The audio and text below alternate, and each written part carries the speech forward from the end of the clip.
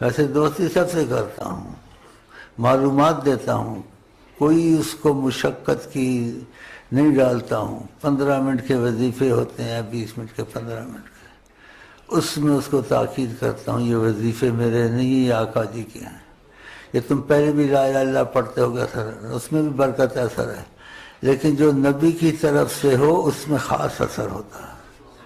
تو جو ہم تم کو دیتے ہیں، اللہ کی قسم، کروڑ قسم، پدم ارب قسم، یہ نبی کی طرف سے تمہارے پاس جاتے ہیں۔ اس لیے لوگوں کے اجڑے کام بنتے ہیں، ان کے وہ کام ہو جاتے ہیں وظیفوں سے، وہ حیران ہو جاتے ہیں۔ آگے چیزیں پہلے ہی پڑھتے تھے، اوروں سے ہی پڑھتے تھے، لیکن یہ نبی کریم کے دخل کی برکت ہے۔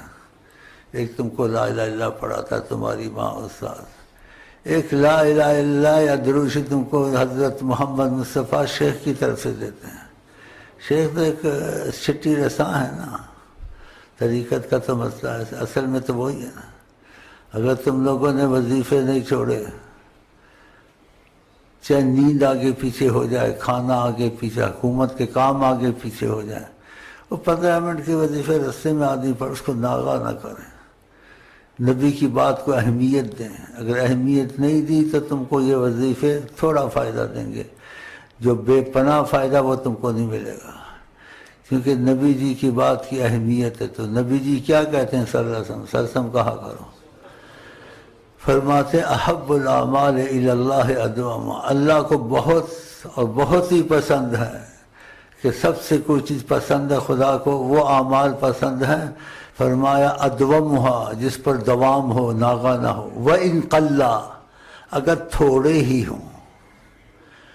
تو سب کو ملا کے نہ پڑھو اضافے والے، پہلے تھوڑے پڑھو جو 15 منٹ کے، پھر وقت نکلا زیادہ پڑھتے رہو۔ تو نبی کی بات کو اہمیت دو گے تو فائدہ ہوگا۔ ہاں، یہ نبی جی نے کہا، چاہے تھوڑا ہی ہو ناغہ نہ کرے، تھوڑوں کو پہلے رکھو، اس کو پورا کرو، اس کے بعد وقت نکلے، اضافہ لکھا ہوا کاپیوں میں۔ تو یہ تمہارا رابطہ آقا جی سے شروع ہو جائے گا انشاءاللہ تعالی۔